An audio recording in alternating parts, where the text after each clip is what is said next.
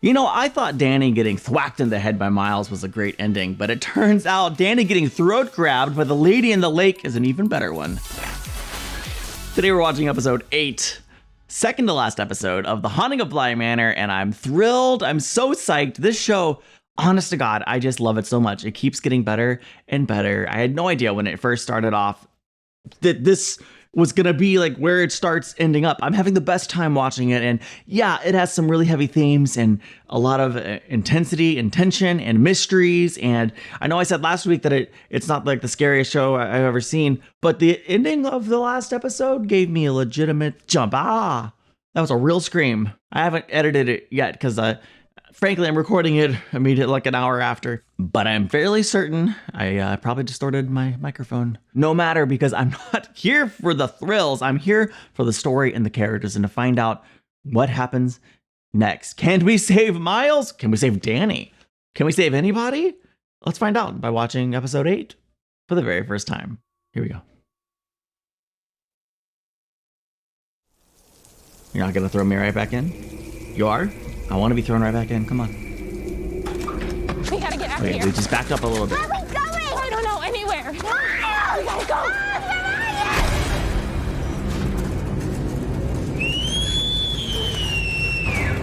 Does she even know what she's doing? She doesn't have eyes. Toward the middle of the 17th century. Oh, okay. We're going way back. He'd been left a widow after some 6 years of marriage and had devoted himself to the care of his progeny. 2 daughters. They're having such different reactions to their father's death. Viola. Perdita. We did see her grave. She is the grave that you were there, Flora was. Maidens, neither a male, stood to lose control over Mr. Willoughby's economic affairs. Okay. And of the manor in Bly. Women in that time had nothing. No present, no future, without a tie to a man. I love that it's black and white, too. Because, you know, they didn't have colored television in the 17th century. It was still black and white back then. Perdita in her sweetness. Viola in her wit. There were many excellent fellows. Viola knew them for what they were. Gluttons. Opportunists. Vultures. Poised to pick the carcass of their father. Bly must stay in the family. I respect and that. The sisters must stay in control. Led to Viola's invitation to a distant cousin. One Mr. Arthur Lloyd. Viola had made certain to be absent when he arrived. This left Perdita to entertain the travelled cousin, and in doing so learned he was a gentleman. Just as Perdita began to feel the stirrings of a true interest in the young man. Viola. Viola explained she was late, but it was also theatre. In fact, every detail of Viola's entrance was a pageant. Of course it was. What end? The wedding was a small affair, fitting the business arrangement that it was. A fine outcome for Viola, who had meant to maintain her ladyship over Bly. Seems like he married the wrong sister. A fine outcome for Perdita, who had always enjoyed the comfort of a birth station. Till death us depart. Ooh, death. Not necessarily means part. Not necessarily meaning part. Love, cherish. Till death us depart. And obey. To love, cherish, she skipped that. And obey. She knew what she did. She won't say the it. vicar believed this an innocent omission. It was not. A surprise not to Perdita, who knew her sister better than any. Interesting. She would sleep. She would wake. Perhaps it was the room, she'd think. It was her mother's room, her parents' bed, and now hers. Seized by a restlessness new to her heart, she would walk. She would sleep. She would wake. She would walk. Viola found that under its purpose, a marriage may have some amount of love to it after all. Really? I mean, good. Marriage is better with love, I'm fairly sure. Oh no. Is that going to create sisters in rivalry? Certainly. Perdita can't feel great about it. Bly belongs to you, and they will try to take it from you as they did me. But I will not let them. Instead, we shall move mountains, my girl. It is you. It is me. It is us. Nothing holds, and all things change given time. Change does not often announce itself. As for Viola, Her suspicion began as small, as inconsequential as the tickle in her lungs. What though? What? Is that what doctors did? Gotta protect yourself from those toxins. This could be 17th century COVID, you know? Or the plague. It is not the plague. It's not the plague! Oh, good. But it is not good news. Oh, bad. She has the lung. The lung. What does that... How long? What does that How mean? long, Doctor? Months. And I would keep her separate from the rest of you. You will treat her. I do not know that I can. You will. Predator's trying to take control. You will. God help you, but you will. No, I want to be in our bed. No. We can't, love. Think of Isabel. Good luck, doctor.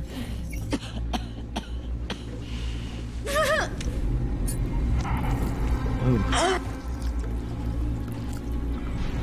This is pretty horrific. And all things exhausted, their vicar came again to Bly, but to perform a rite far more melancholy than the rosy song of matrimony he sung before. I go and prepare a place for you. You must repeat the rite. She doesn't want to. She still wants to be in control. I go and prepare a place for you. I think she's gonna stay No. right here. She said no. I do not go. Just tell your God that I do not go. Dang. You tell this priest and the God he fonds upon. You tell them no. God wants her soul to be pure as he welcomes her home. God should know better. She is as he made her. Oh. If she says she will not go, she will not. She does whatever she wants. I wouldn't recommend doing that, but hey. 5 times round the sun, and all is different. Isabel. Bed. No. A quick dance. No.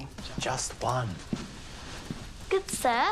We need music. Oh, we do not. In fact, to learn to dance, we need only numbers. True, I guess. It's more rewarding with music. Auntie, we need music, do we not? We need sleep. Do you even know how to dance? I know how to dance indeed, young miss. I never see you dance. Oh, no. Just one. Let's show the young thing how it's done proper. Live a little. 1, 2.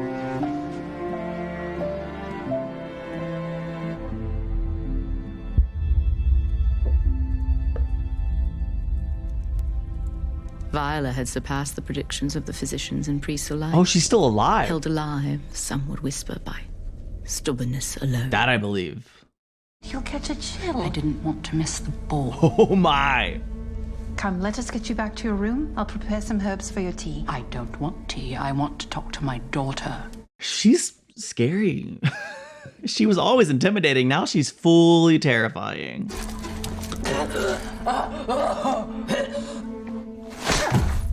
Holy wow. Take me to bed. Of course. Yo, she's a better woman than I am a man, because I don't know. You slap me upside the head and then order me to take you to bed, I might be tempted to say, take yourself to bed, woman. I don't know. I've never been slapped before. The whole thing's wild, man. I can dance with my own husband.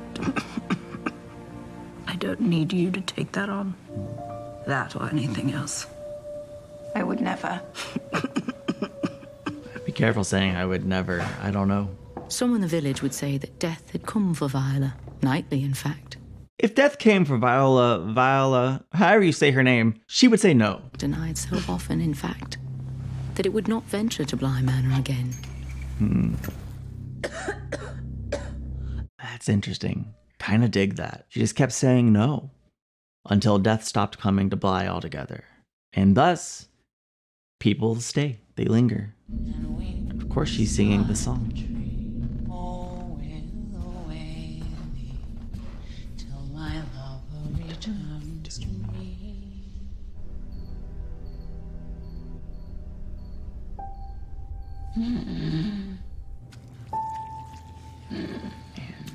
The Lady of Bly Manor. I've no ambition. Lie. Viola. So what if she did? If he looks at me now and then, it is because he is lonely. It is because for the last 5 years, the only husbandly duty he's fulfilled is that of mourning. She's not wrong, though. You can be upset about it. That's fair. Think of Isabel. What will she be left with? What memories of you will she carry? Will it be this version of you? This is the only version. With love, let it be anything else. She's giving really good advice. Just before the 6th year of Viola's living death, she summoned to her room all of the jewels and clothes she had accumulated in her days before the sickness. She's like, well, they say you can't take it with you. Challenge accepted. I'll do it.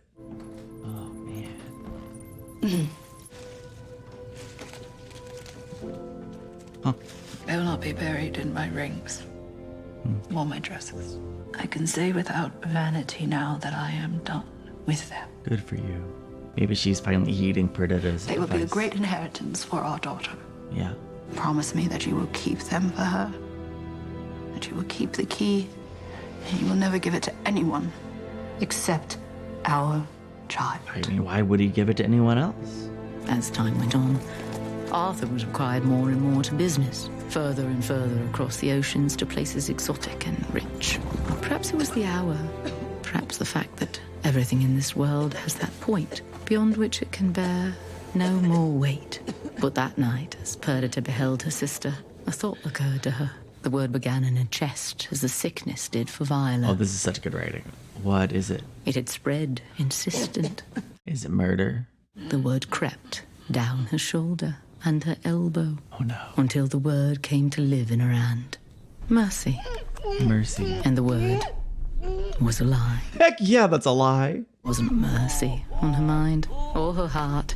It was every slap, every insult, and every day that had passed. There was a different word that had infected her all this time. Enough. Enough. Arthur bore his bereavement soberly and manfully.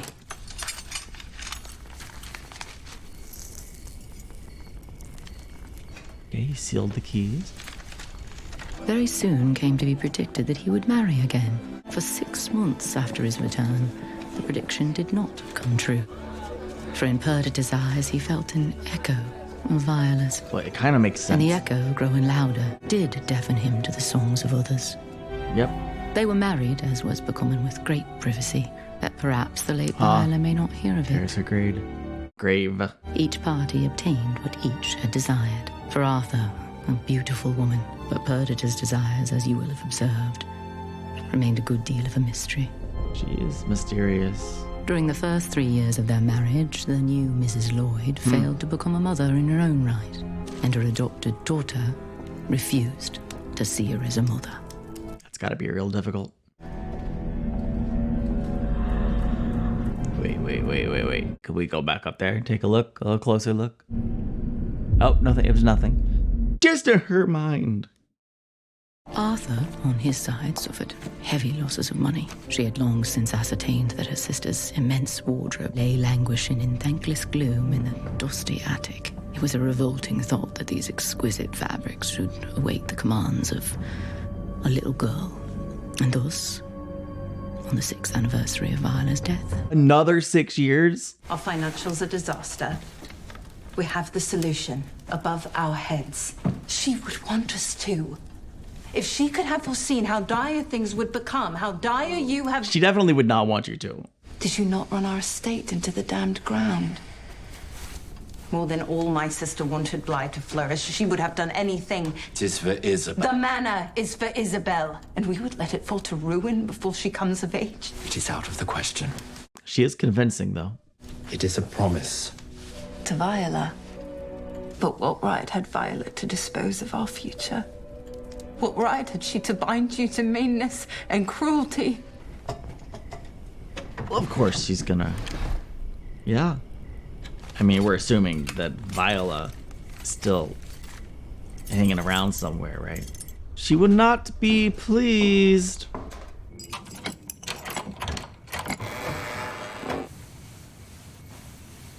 Kind of stealing Isabel's only birthright there.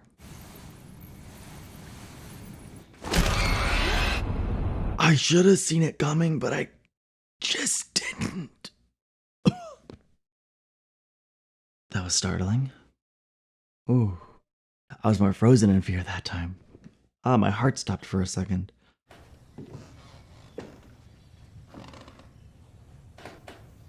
So you finding her body? What exactly is it? Holy crap. I mean, we knew she was dead, but... Return, dear listener, Scary. to another night. Another. The night in which Viola would sleep. The night she died.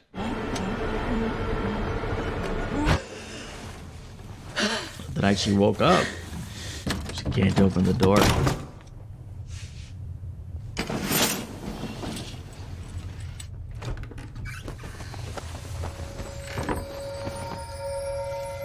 What? Oh, look, I'm healed. Rejoice. My skin hasn't looked this good in years. She would sleep.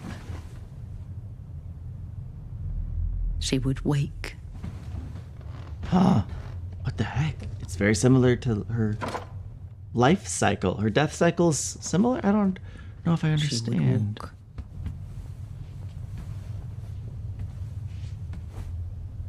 She would walk. Yes, cover the mirrors like Danny. If you don't have to see it, then it's not there. She would sleep. She would wake. Just stuck in this room. She would walk.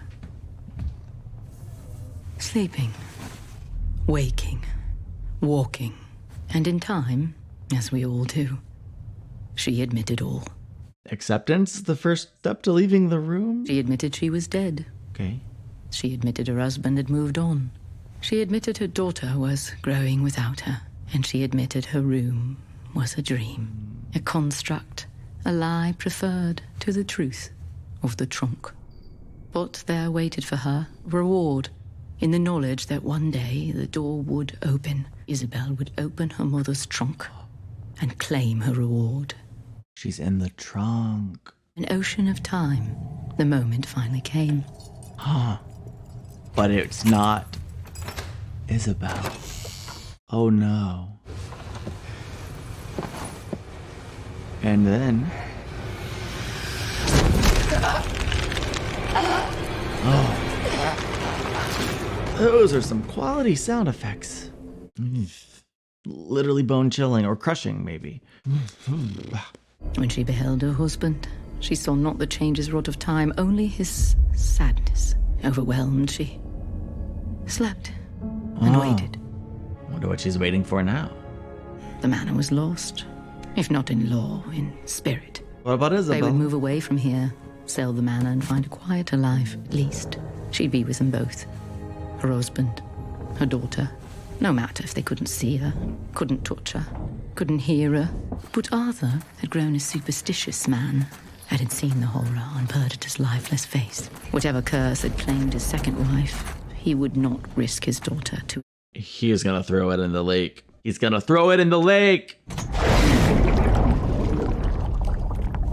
This absolute abandonment shattered Viola's heart.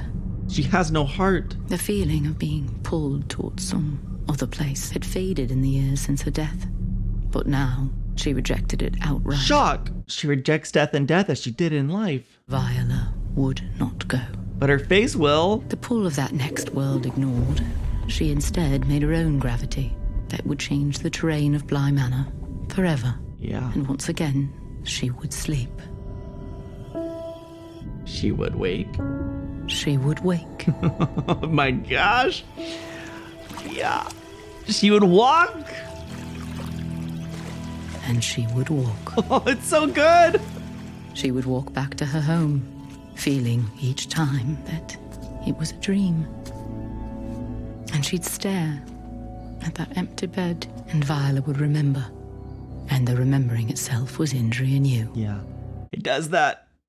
Remembering the same injury we give ourselves when we relive those moments that come over and over. We gotta stop doing that to ourselves. She would walk. How many nights? How many walks? She could no longer count. For centuries. She did not even realize that a decade had passed. Not even realize after an outbreak of plague in the village that the empty manor had become a quarantine for the coughing death. Slowly more color coming in the screen. Where is she? Yeah. What are you doing in here? It isn't safe. You mustn't be in this wing without He protection. could see her, and thus she claimed her second victim. A strange phenomenon occurred. Her gravity, it seemed, her invented gravity that held her to the grounds, it would hold others too. Wow. That's actually really amazing. That's better than death just deciding not to come anymore. They're trapped. Does that mean that little boy was killed by her too? All things fade. Time takes all things. 'Tis the way of the world. The past recedes, memories fade, even the soul. Wake, walk, forget even more. Her name forgotten, so too her face. One night she found a child in her daughter's old bed and could not remember who she had been hoping to see. Oh no. Must be the child whom she'd sought. Must. No. Oh no. She would sleep, and she would fade, and fade, and the others too. Including the child now. Those unfortunates trapped in the gravity well she had made of Bly Manor. A fate that befell anyone unfortunate enough to step into her habitual path. Stop! Dang. A fate that befell a poor valet. A fate that befell even those who died of other causes at Bly. Yeah. Looking at you, Hannah, Rebecca.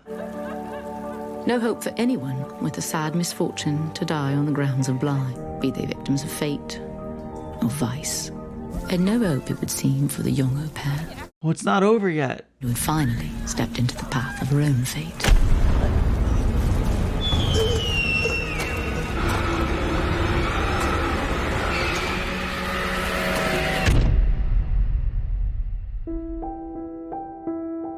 Oh, okay. We're just gonna end it there again.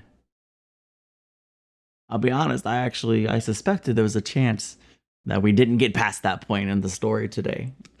It makes perfect sense that following Danny's encounter with the lady in the lake, we would get the story of the lady in the lake, the true story, the full story. I don't know how the storyteller here knows the story, but I'm glad she does, so she can tell us, dear listeners, the truth, or at least what's going on. I really like the backstory that we got here.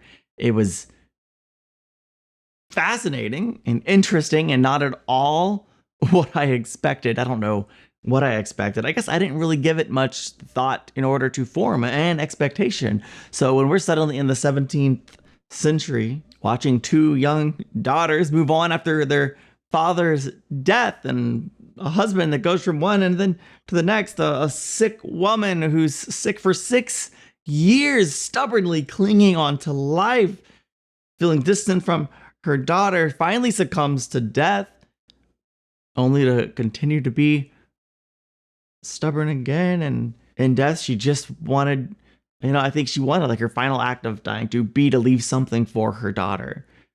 And it got taken away from her. And she became this is a great, it's really a great ghost story. Truly haunting, not just because I'm scared she'll kill me, because her story is literally haunting.